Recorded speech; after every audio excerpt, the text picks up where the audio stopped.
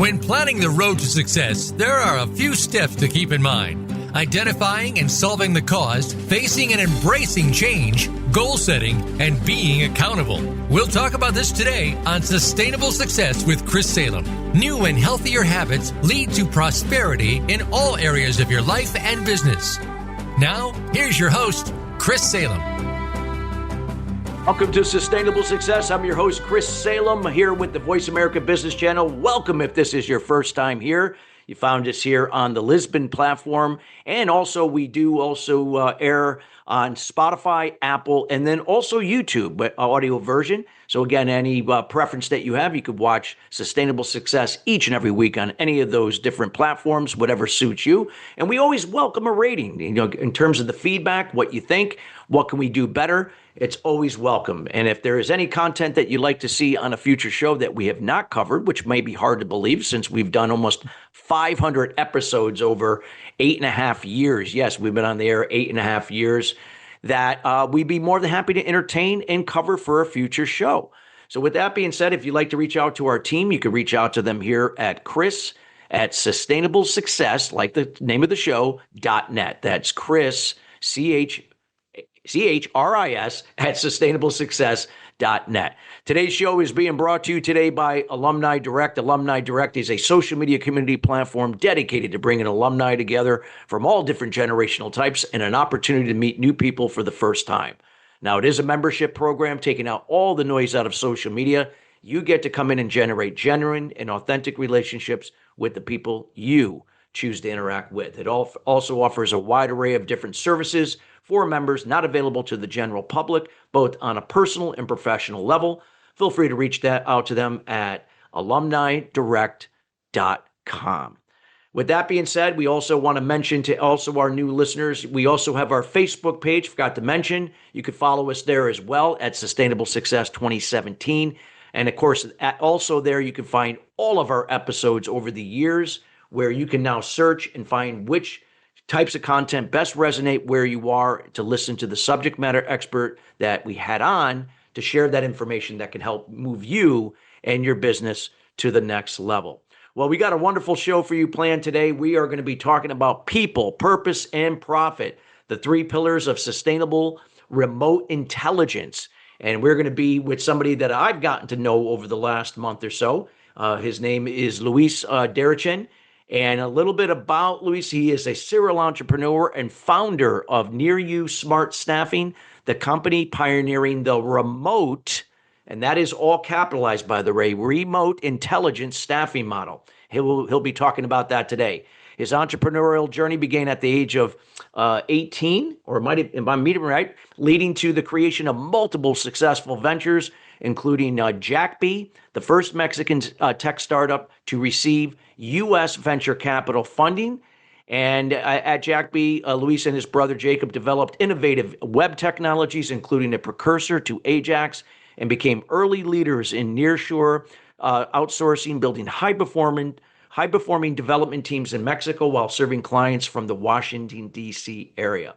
Now, that company had a successful acquisition in 2013, and that's when he founded Near You to formalize and scale the sustainable staffing framework that he perfected, and he will be sharing here today. He's also an Amazon best-selling author on remote intelligence, which challenges traditional outsourcing models and sets a new standard for building purpose-driven, high-performing global teams. And you're going to get more information how to contact Luis here later in the show, so we encourage you to stay from start to finish. And without further ado, we welcome Luis Derechin to the show. Luis, how you doing today? Chris, I am very well, thank you. It's an honor to be here. Very verbose introduction. As I'm sitting here at 57, you sometimes do your whole entrepreneurial career one day to another, but right now when you were reading it, so sort like of flashes before your flashes, eyes, right? Starting my first company at 18, right? Jackbee, all these things. I kid you not, these things flash in front of my eyes. Go by quick. I have the same feeling when when I have the reverse role when I'm the guest on a radio show podcast. Same thing. I'm going, wait a minute, did I do all that in that time? Wow. Where did the time go? But any event, we are. Followed Yeah, by, man, I can't believe how old I am. yeah, there you go. Yeah. But you and I can say age is a number, right? Because we're still out there. We're doing a lot of things that people that are like in their 30s and 40s are doing, and we're doing it well. So you and I had that chat earlier. So Proudly, yes. with that being said, let's kind of, talk about, the topic that you're gonna share with us today, here, about people, purpose, profit, and this, the remote intelligence platform, for sustainability for, businesses that are looking for, to optimize their teams, or optimize the people they bring on board, and how to fulfill the purpose, and of course, how they're going to generate those KPIs, and which net profit is always one of the most important, if not the most important, in that frame. So talk a little bit of, I guess, about the backstory, if you like, to start off with, about what led up to remote intelligence and this framework you're going to share with us. Sure. As you indicated in the intro, I founded, well, I found my first company at 18, but we'll sort of skip Sure. many years, and we'll go to the early 2000s. The dot-com boom was amongst us, and I founded a technology company. I was living in Mexico at the time. I was born in Mexico, raised in the U.S., and then moved back chasing a girl who's not my wife. So God bless for the chase. But At the time, I was living in Mexico, and I founded a tech company that became the first Mexican startup to raise U.S. venture capital funding. The plan with my investors was move to the US, keep doing what you're doing. We've been successful in Latin America, so keep doing what you're doing. And you raise $3 million, and you assume, especially in the early 2000s, that $3 million is going to go a very long way, especially when you live in Latin America and you see Latin American wages and cost of living. I moved to the Washington, D.C. area, and then reality hit, Chris. Oh And yeah. all of a sudden, six-figure wages, hiring a VP sales and hiring some senior tech talent. All of a sudden, I It was looking. ate that up quick.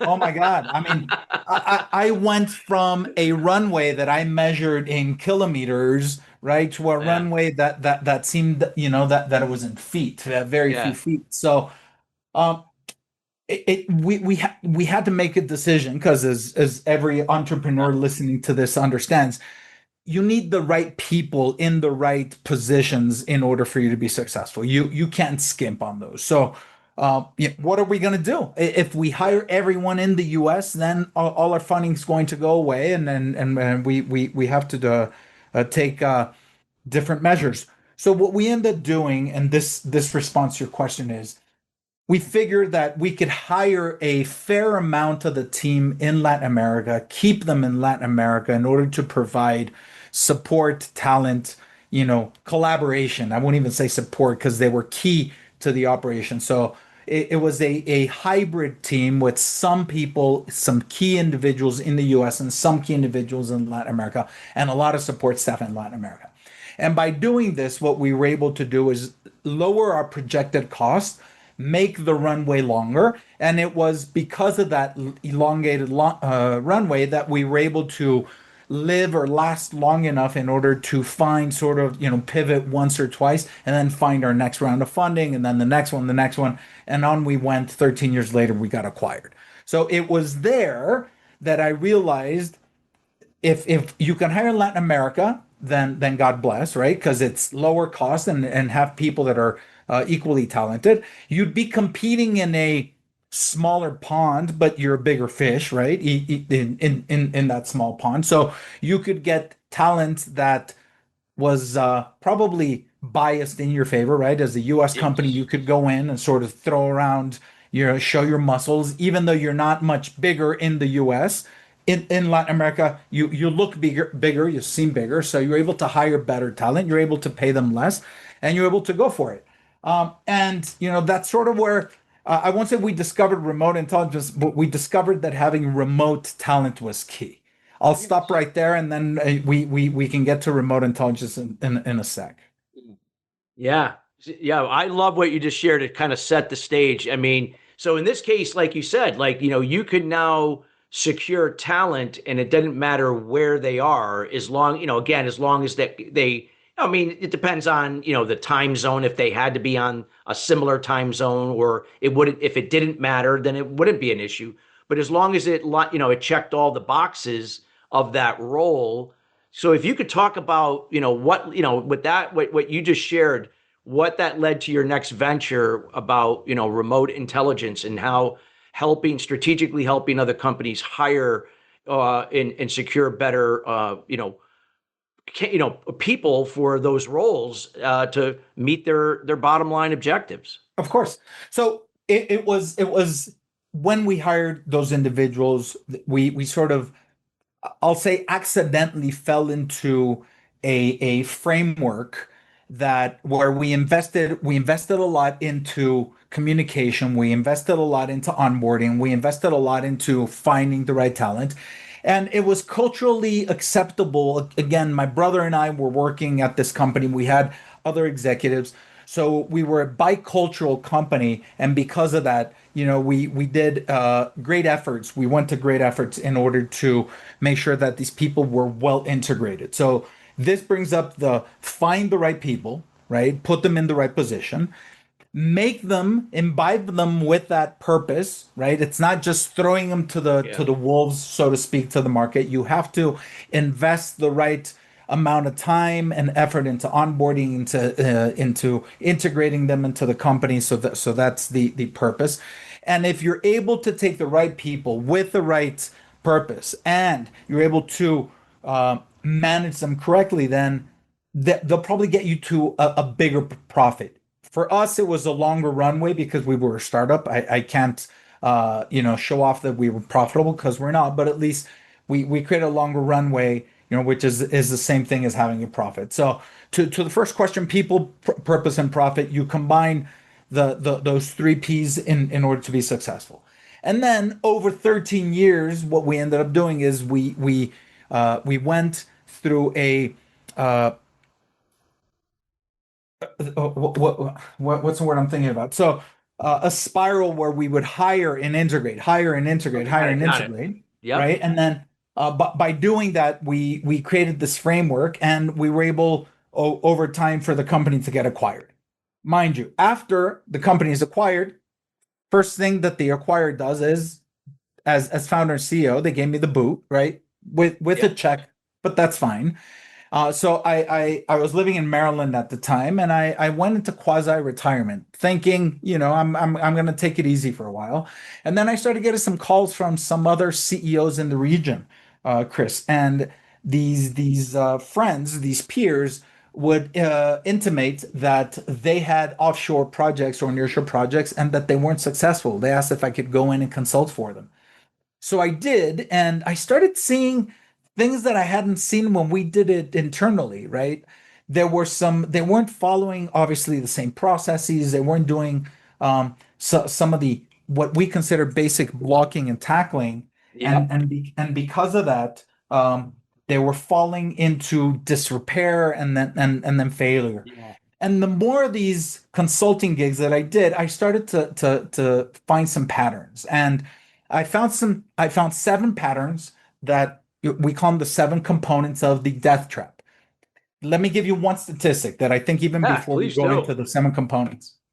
So I started doing some research and found research from the Boston Consulting Group and from Deloitte and some others, and 73% of onshore or offshore projects fail. 73%. This Wow, is that's a pretty significant number. huge. People sit there and say, "Why am I failing?" Right? But the reality is that's the norm. That's 3/4 of most of these projects fail. So because of that, we tried to figure out what the patterns were, and then we came up with 7 components of what we call the offshore team death trap, which is what happens when these companies start going on a death march, or these projects, not the companies themselves.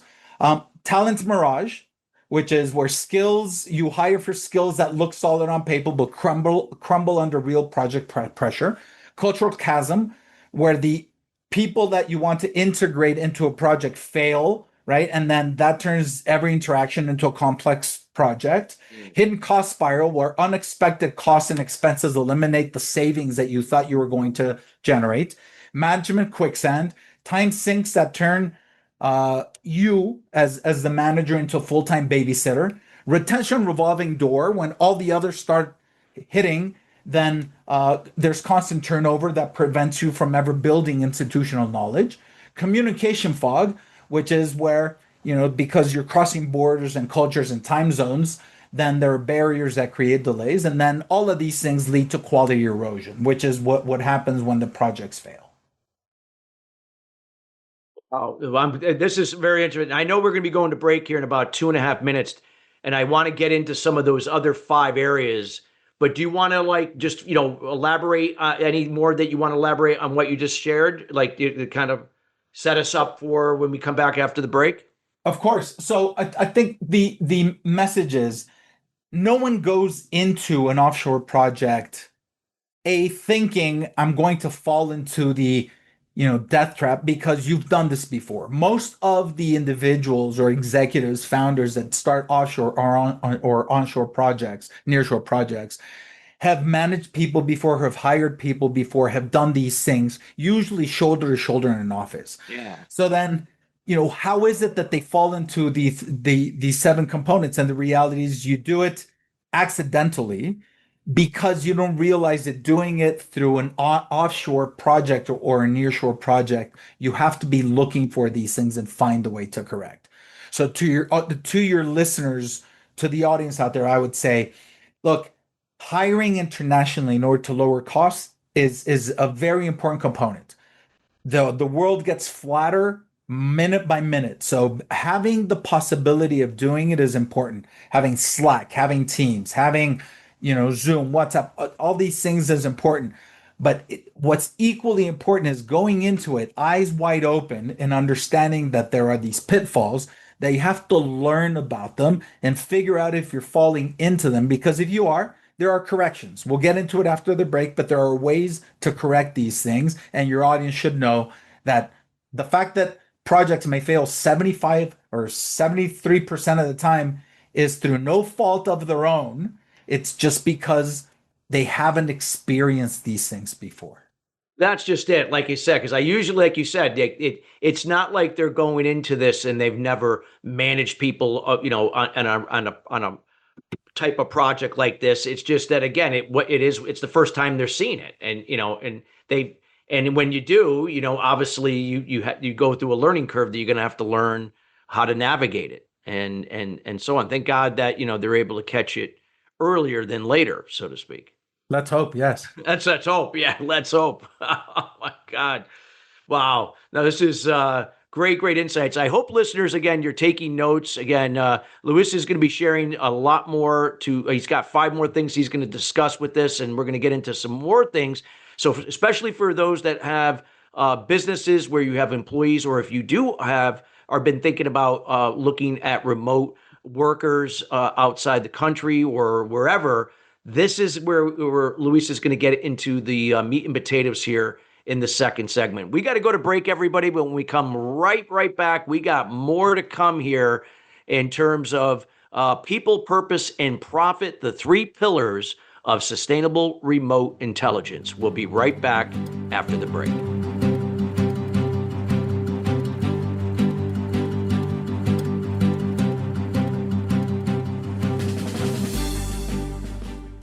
What is balance?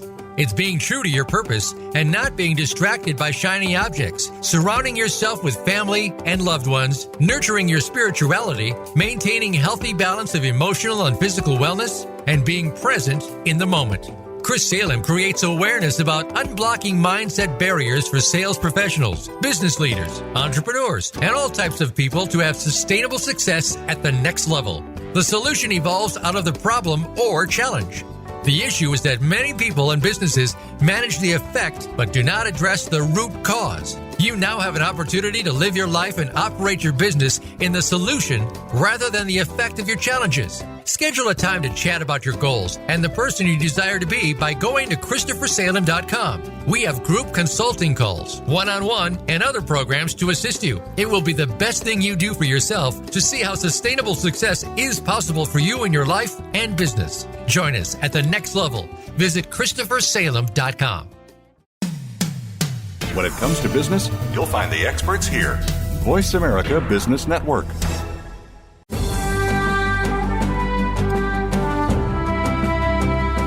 You are listening to Sustainable Success with Chris Salem. Send an email to Chris at ChristopherSalem.com. Now, back to Sustainable Success. Welcome back to Sustainable Success. If you're just joining us, we're talking about people, purpose, and profit, the three pillars of sustainable remote intelligence. Again, if you are a business owner, either looking to start a company, whether if you have an existing company and looking to grow your workforce, this is the show for you. A lot of great information. If you just tuned in, again, we encourage you to listen to segment 1, and again, listen to the show in its entirety here later today or anytime thereafter. Just a lot of golden nuggets that our subject matter expert here, Luis Derechin, has been sharing. Luis, you have this acronym, the remote. So remote is an acronym, framework to to intelligence. So let's talk a little bit about what that acronym stands for, and if you could kind of tie that in to some typical challenges that people, people that could benefit from this, that can be better by looking at this, and what are some of the typical results that could, be a byproduct of it? Of course. So all of this is meant to be actionable. Well, let's go back to the 7 components of the death trap, and I won't mention them all again. But if the executives or founders that are starting to hire remotely or internationally, if they identify these 7 components that we mentioned, then we need a framework in order to counteract that, right? So, I've fallen into these, or I've identified that I'm committing these mistakes. What do I do to fix them? So, because of that, we created an acronym that counteracts all these. So, the R stands for rigorous talent selection, and we'll go into more detail in a second. But remote talent selection is there to counteract the talent mirage that we mentioned as one of the components. Expert onboarding and integration is there to counteract the cultural chasm. The M stands for managed support and services, which is there to ensure that the retention revolving door doesn't start and that management quicksand doesn't come about. You have optimized team performance. The T stands for transparent cost plus pricing. And the E, if you do the REMOT, if you hire the right people, if you onboard them correctly, if you provide the right level of support and services to your people, if you treat them with the right set of KPIs and tracking in order to optimize their team performance, and you're transparent about wages and make sure that people are making fair wage and whatnot, then what you'll get is enhanced scalability and growth. REMOTE, remote intelligence. Wow, love it. And if you want, can you discuss some examples? You don't have to name any organizations, of course, anything specific, where, again, this really is applied well to, help them, what in essence to what you had shared earlier about that percentage of 73%, where they had some of these unforeseen issues that they didn't calculate or anticipate in this ventures. Of course. So as you and I'll get into some examples, but what ends up happening, Chris, is that the 7 components, they appear sometimes individually, but more often they stack one on top of the other. Wow. Right? And because they stack, so if you don't hire the right people because you sort of fell into the talent mirage, what ends up happening is you tend to have communication fog because you're communicating something that the person may not understand or doesn't have the right set of skill sets. And because of that, quality erosion. So giving you some examples, and I'll get to the more common ones. So imagine, if you will, companies in the US have hired in the US for whether it's weeks, months, or years, more likely not it's years. And now they want to start hiring internationally so that they can lower costs. Because why else would you hire remotely, right? If you could hire someone to work shoulder to shoulder with you, that is incredibly talented and at the right price point, of course, we would all Yes. prefer that, right? All of us prefer it. However, if you hire internationally, you tend to be you're able to hire 3 or 4 individuals for the price of one, Price of one, and right? fulfill necessary roles and duties that are imperative to the success of what they're doing. That's right. So Yeah. at the price of one, you could hire 3 or 4 individuals that, as you said, could do 3, 4 different duties, tasks, and in that sort of complete out your team. This is why a lot of international companies have been doing it for years, right? They've been offshoring manufacturing as well as services. But whenever someone that doesn't have all of the infrastructure that multinationals have, or all the expertise that multinationals have, you go at it. So you tend to hire wrong. The hiring internationally isn't quite the same as hiring in the US. In the US, you could take resumes and references to be exactly what they are. Sometimes in Latin America, you can't. You have to dive way in deeper. So whenever you're going to hire someone, right, in order to not fall into the talent mirage, you have to look, be mindful of the R in remote. So rigorous talent selection. If possible, hire through a network of individuals that that are going to recommend each other, right? Second, always try to hire people that currently have jobs instead of people that are, posting their resumes. Try to hire someone that currently has a job, because more likely not, people who currently have jobs are better. That doesn't mean all the time, but most of the time. Then whenever you see a resume, make sure that you understand what the individual that sent you the resume means by something. Test, verify, validate, right? You'll probably spend twice or 3 times as much time interviewing someone internationally than you would in the US. But you know what? If you're going to save, you know, a lot of money throughout the years, then the initial investment is well worth it. Then you have to check references. So doing all of these things is important, because if not, you end up hiring individuals that you thought knew, that their stuff, or that had a certain Yes, so there's a lot of assumptions and speculation. You invest the time in integrating them and onboarding them. You start working with them, and then weeks or months later, you start scratching your head.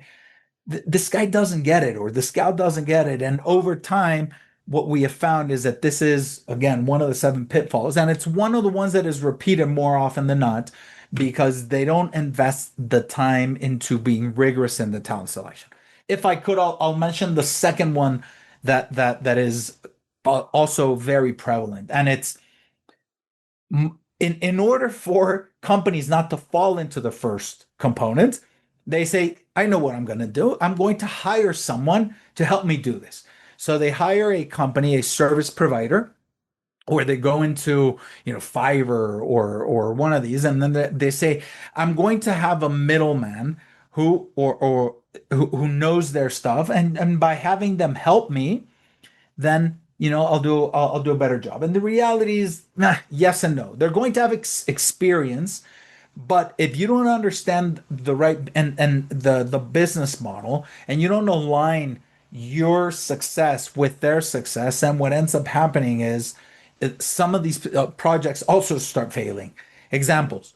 So if all you do is pay someone to help you hire, then they get compensated for having a quick turnover and convincing you to hire quickly, right? Rather than hiring the right individual. So making sure that there's transparency in the deal is important. And then making sure that that's where the T in transparent comes in. The second part of transparency is if you have a middle company or a middleman, they're they're incentivized into hiring quickly and then not telling you how much they're going to pay the individual doing the work. So they come back to you and they say, Chris, so good news. I found Maria, and Maria is the perfect person. You can interview her, you can validate her. And Maria only wants to get paid $22 per hour. And you're saying, they're saying, this is awesome because I'd get charged $50, $60 for the same talent in the US. But you didn't ask, hey, how much are you going to pay Maria? You just assumed $22. I shouldn't ask. And over time, you realize, Maria's making $8. Of the 22, Maria was making 8, and the middleman was keeping 14 for overhead and for their profit. Because again, their business model is trying to pay as least the lowest amount possible to the person doing the work and taking the most money from the person paying to do the work. So Maria, after 6 months, comes to the customer and says, hey, I'm not quite getting paid what I think is fair. And because of that, I found another job, someone that'll pay me more. And you're sitting there scratching your head saying, hold it, but I'm paying 22. Paying her $22 an hour. I'm paying you 22. And she says, no, you were paying me 8. It all went awry because of the lack of transparency from the get-go, right? So you need to have that. And then lastly, and well, not lastly, but another great example is we talk about expert onboarding and integration. So if you assume, right? So Chris, you're about as old as I am. So you remember the movie The Bad News Bears? Oh God, yeah. All right, so my favorite scene from Bad News Bears is right at the beginning. The coach sits there and says, Walter Matthau. No, it's the coach that the kids had kicked out. Oh, beforehand, yes, beforehand, right? Before that. So the original coach. Yes. The original coach goes in and says, assume, ASSUME, and then he says, whenever you assume, you make an ass, right? He shows the ASS out of you and me. Right. So then, that scene has always stuck with me. So you hire someone and then you assume, right, that the person knows, that the person just by doing is going to be able to onboard him or herself and is going to be able to fully integrate into the team. And the answer is no, that's not how it happens. You wouldn't do that if the person was in your office. You would dedicate the necessary time into making sure that the person understands the company's mission, the company's vision, that meets their coworkers, is able to spend some time with each coworker. What do you do, John? What do you do, Laura? Right? How can I help? What's expected of me? So it's all those onboarding and integration things that typically seem more accidental when people are present. Right? Whenever you're working shoulder to shoulder, these things tend to just happen because they happen. But mind you, when individuals work remotely and everything has to be done through Meets, Skype, Teams, your platform of choice, then people get so busy that they're never scheduled the time to onboard and integrate. And because of that, weeks go by and the individual that you've hired remotely says, so I don't know what Laura does. I don't know what John does. How am I supposed to integrate and interact with these individuals, right? Your expectation is, come on, Maria, or come on, Esteban, right? You should know your stuff by now. And accidental doesn't happen when people work remotely. You have to absolutely do things with purpose. You have to schedule the time to onboard, to integrate, to do all those things, which is why we call that expert onboarding and integration. Does that make sense? Totally makes sense. And that leads me to a question, and I've seen this issue in the United States, from an HR perspective is, it's still like that, the old school model, like, hire someone based upon their education or even the talent, because talent, you can't undermine talent's great. But it'd be like if I just bring in a talent for the sake of talent and their head is only into getting their own recognition and stats, and they could care less about everybody else. They just want their numbers.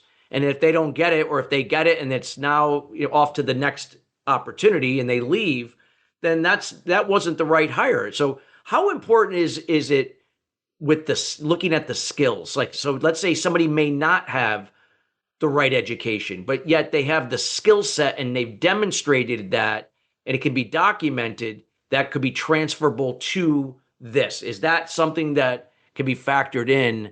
And that way, through a simulation exercise or a personality assessment, flush all that out, could that maybe narrow it down that even on paper, it may not look like the right candidate, but actually when they went through all this process and we checked all the boxes, they ended up being the best candidate.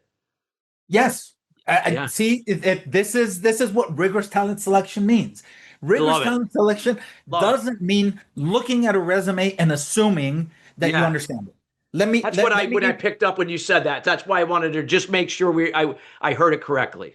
You're absolutely right. Let me give you some cultural nuances. So, if we were to compare the people out of India with people out of the US and people out of Latin America, people in India, their resumes, they tend to be 5, 6, 10 pages long because they go into great detail about exactly what they did for whom, what the purpose was. Education is taken seriously in India, right? Yeah, and that's definitely, yeah. And their culture is a very detail-oriented culture, and because of that, they do that. In the US, you don't go into that much detail, but you go into what were my objectives and what were my main achievements. So it's very high level, right? In the US, results based, results oriented, right? Because that's US culture, right? What'd you do for me? So they go into results oriented. Latin America, it's very chatty, right? It's incredibly conversational, and because of that, resumes tend to be one page. And this isn't a person with a first job. One page could be a person that's done 20, 25 jobs. Working 30 years. Right. And because they're expecting for an interchange to happen, right? The person doesn't want to culturally show off everything they know, again, because that's not taken correctly here. They would rather be humble and just say, I worked here. And then we start chatting. And that's where I'm going to tell you about some of the stuff you said. So look, yes, I didn't go to a top college, but I got a job in X place, and I was able to, through my own means, I was able to do X, Y, and Z, right? And achieve, right? So they'll give you the detail, they'll give you the results similar to US and India, as long as you converse with them. And if you don't do it, then you're never going to find it out, which is sort of what you're talking about, right? And because of that, you have to be culturally adept at how to do these. Well, yeah, you made a great point, because there's so many factors, and and we could talk about it when we come back after the break, because we have a break here in about a minute and a half. But what you just described there's, the U.S. is very results oriented. So you get that could be like if we're using a personality assessment, it might be there's more D's, right? More D's, or, people that want results. It could be I's too, but except, they're slightly different in how they approach it. And then a lot more C's, conscientious, in India because they like detail. And then in Latin America, because they're conversational, you're going to get more people-centric types where it's about the conversation, it's about relationships, it's not about the transaction itself. Correct. So, and we got to layer, and then there's generational types. And then you said culture and ethnic types, because Latin America is conversational. It's, you come in there and you just start, just throwing a piece of paper and talking about what you've done. And most people probably won't even look at that. But if you have the conversation and and you can articulate that well and share in a conversation, a two-way conversation, it's going to go a lot further than the other way around. So that's what I picked up, and why. And I'd love to dive in a little more into that after the break here. Of course. No, I think you said you said it correctly. It's Yeah. both cultural and generational. Yes. Yeah. Yeah. Because I mean, the older generations are going to be a different, than the younger generations and how they, especially how they communicate and process information for sure. Yes. Wow. Well, I know you're gonna cover a lot more ground with us. We got more to come here. We got to go to break, everybody. But when we come right back, we're gonna kind of tie everything together. There is just some golden information Luis has shared here. We highly encourage everyone again to listen to the show in its entirety here later today. We'll be right back, and we got more to come with people, purpose, and profit, the three pillars of sustainable remote intelligence. We'll be right back after the break.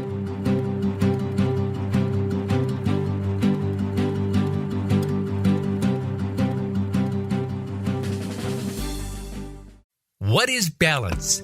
It's being true to your purpose and not being distracted by shiny objects, surrounding yourself with family and loved ones, nurturing your spirituality, maintaining healthy balance of emotional and physical wellness, and being present in the moment.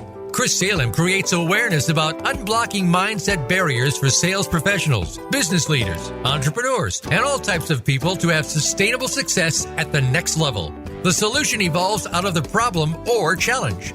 The issue is that many people and businesses manage the effect but do not address the root cause. You now have an opportunity to live your life and operate your business in the solution rather than the effect of your challenges. Schedule a time to chat about your goals and the person you desire to be by going to ChristopherSalem.com. We have group consulting calls, one-on-one, and other programs to assist you. It will be the best thing you do for yourself to see how sustainable success is possible for you in your life and business. Join us at the next level. Visit ChristopherSalem.com.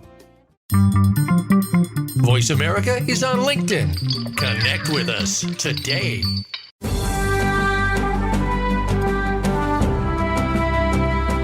You are listening to Sustainable Success with Chris Salem.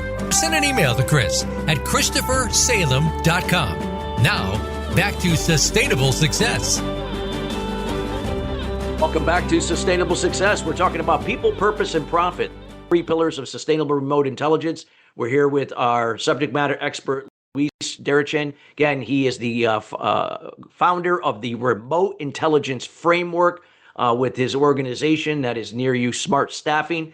And today's show is being brought to you today again by Alumni Direct. Alumni Direct is a social media community platform dedicated to bringing alumni together from all different generational types and an opportunity to meet new people for the first time. It does now have a special section for athletes. These are professional athletes that are retired, now transitioning into everyday life. Well, guess what? You don't have to do it alone. You get to form groups where now you can align with other professional athletes looking to transition into, say, a new career. Maybe go to work for someone, buy a franchise, buy a business, and you don't have to do it alone. You have support, and this is an opportunity now where you can do this through Alumni Direct. Alumni Direct also has a podcast aligned with this called From Athletes to Entrepreneur.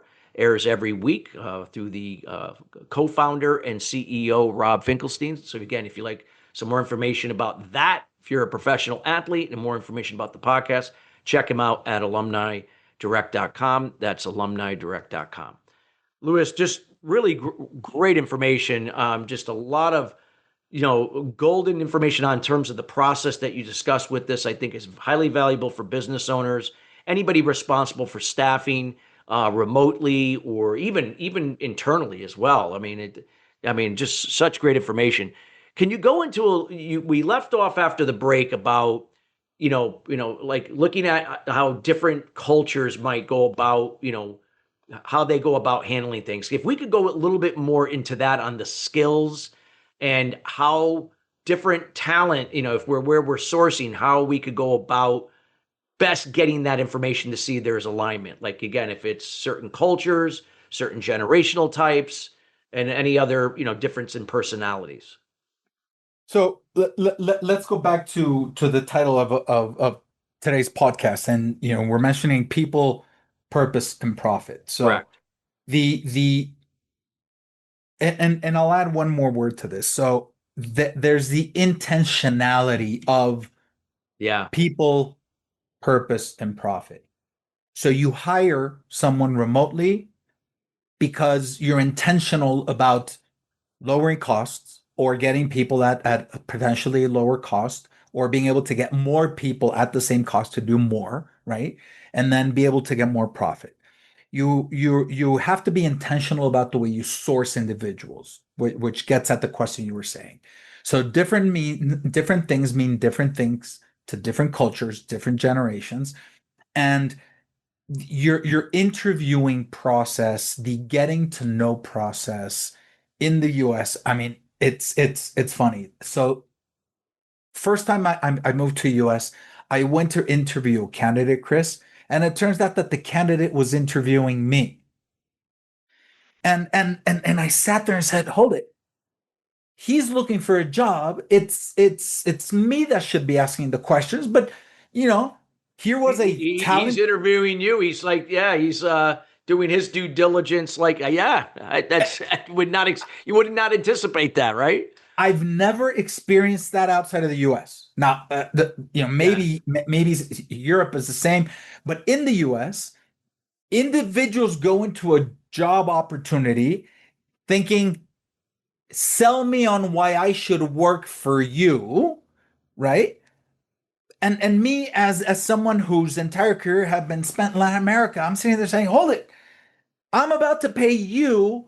I'm the one asking the questions. Why should I, why is it that I should convince you? So that's a cultural nuance that it's almost flipped on its head. I've seen it when executives go into interviews expecting, right?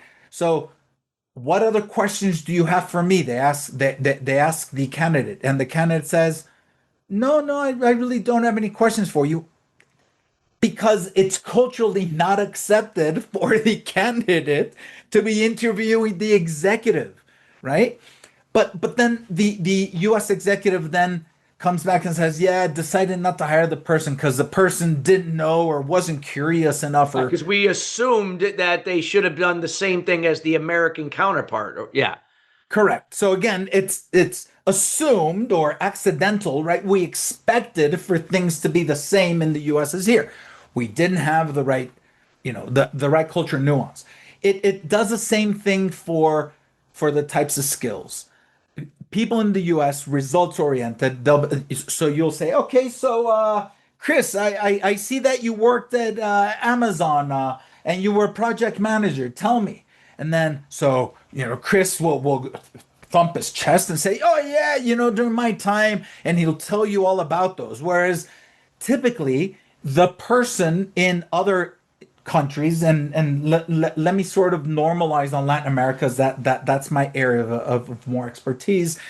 They humility tends to be a trait that is more positively portrayed than assertiveness, and because of that, usually it's US interviewers that need to sort of coax things out of them. Okay, so while you were there, tell me exactly what you did, and when you did that, what is it that you achieved, and what were the goals, and so it's very different interviewing for one than the other. And I mean, I could go on for ages, Chris, but these are the types of things that you have to, by being aware and by understanding that you have to be rigorous and intentional about how you hire people, how you treat people, how you manage people, what purpose you give them, if you want the intentionality of that profit to show up. Yeah. Yeah. So true. So true. And so what would be some recommendations when you work with, like, to help them? Because maybe here it's a lack, it's just a lack of awareness, right? They just, again, that's why unfortunately why people assume and speculate, because they see things from what they think it should be or what they know versus adapting to what is. That's absolutely right. And because of that, I wrote a book. Now, I know your audience is going to sit there and say, sure, he wants to sell us a book. The book is 99 cents, so I'm not going to make any money. But share anything you like from that book, and we will make sure that if you people will, for $1.99, they will get that book.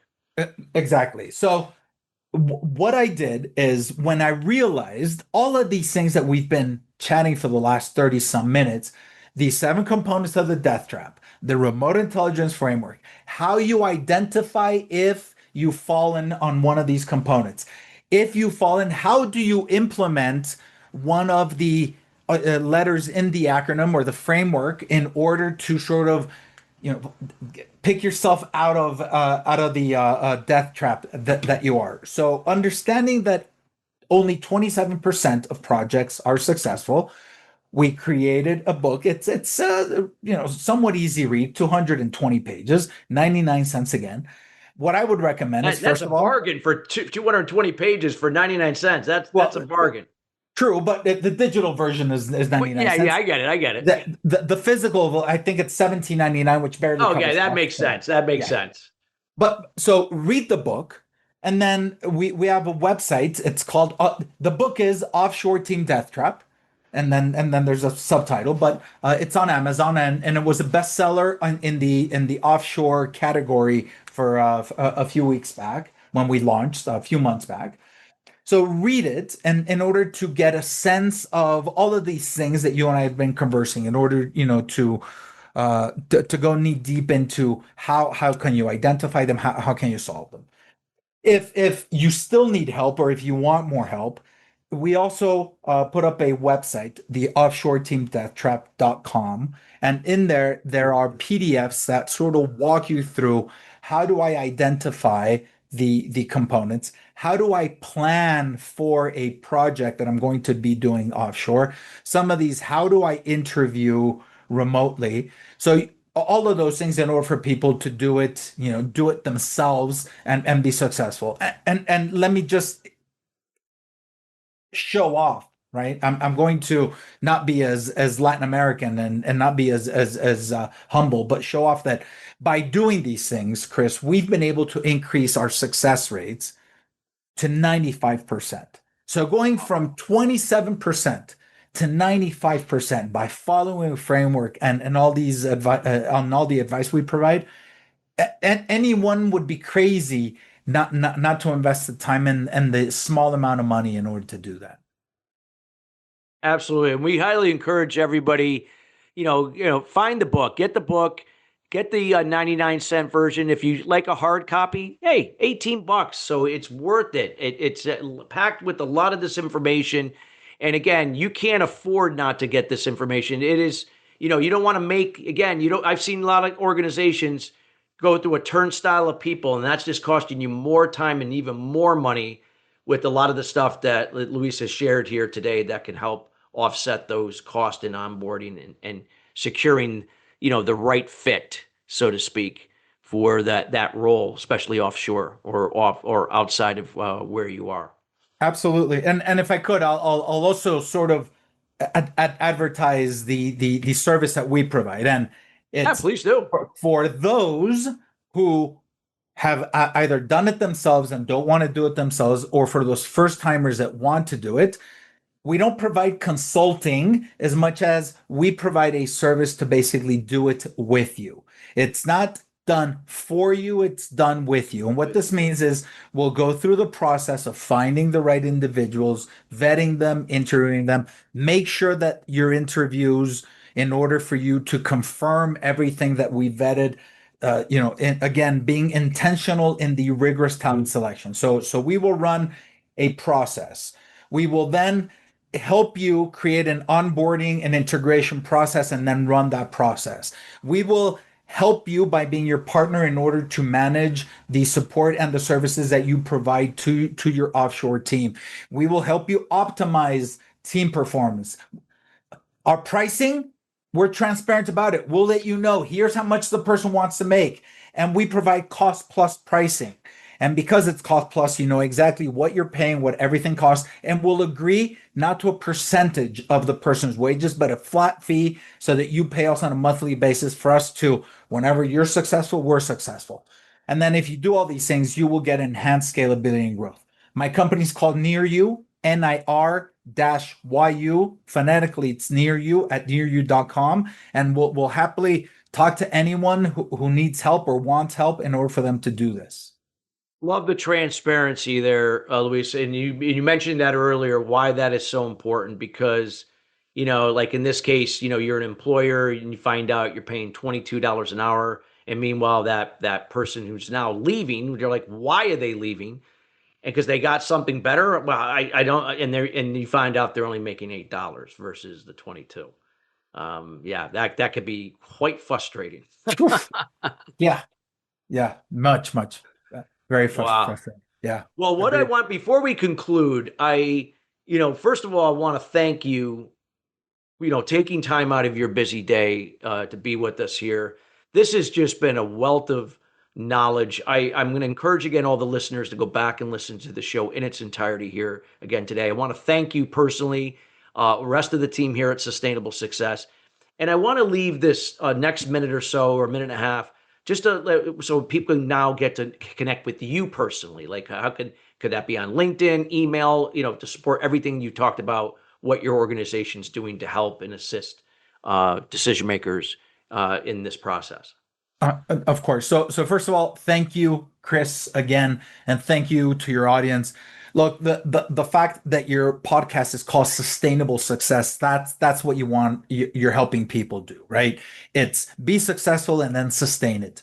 We're aligned. It's the same thing we're looking to do, with the difference that we specialize in offshore talent or nearshore talent selection, hiring, and support, right? In every way you can imagine. The way you find us, so the best place to find me is LinkedIn. I'm big on LinkedIn. I'm always putting out content. It's Luis, Luis, spelled the Latin American way. My last name, Derechin, Derechin. So look for me on LinkedIn. ld@nearyou.com is my email. Feel free to email me. Happily to interact if anyone needs any sort of help. We don't charge anything for consultations or providing help or providing advice. This is about, to your podcast title, it's about helping them be successful and sustain that success through remote intelligence. Wow. Excellent. Great information. And Luis, before we conclude, just, any final word or statement you'd like to leave with the audience, just to tie it all together here, 15, 20 seconds. Sure. Best way to win the war for talent is to not fight it. Hire offshore, hire nearshore. There's a lot of talent there for the taking, lower prices, and you're able to thump your chest a lot more. So do it. Do it now, but do it with remote intelligence.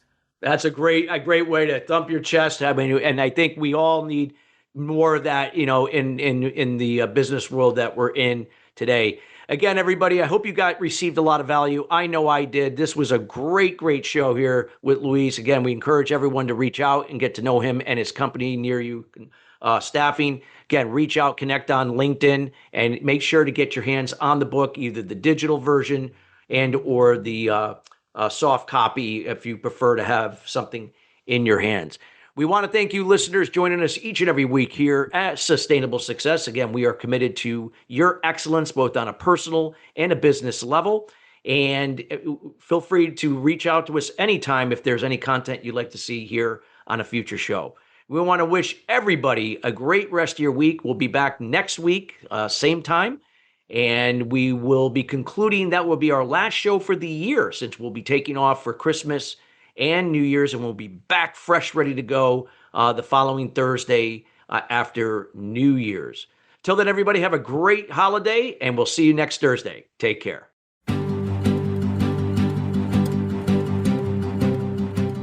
Thank you for tuning into Sustainable Success. Be sure to join Chris Salem and his guests every Wednesday at 12 noon Pacific Time and 3 p.m. Eastern Time on the Voice America Business Channel.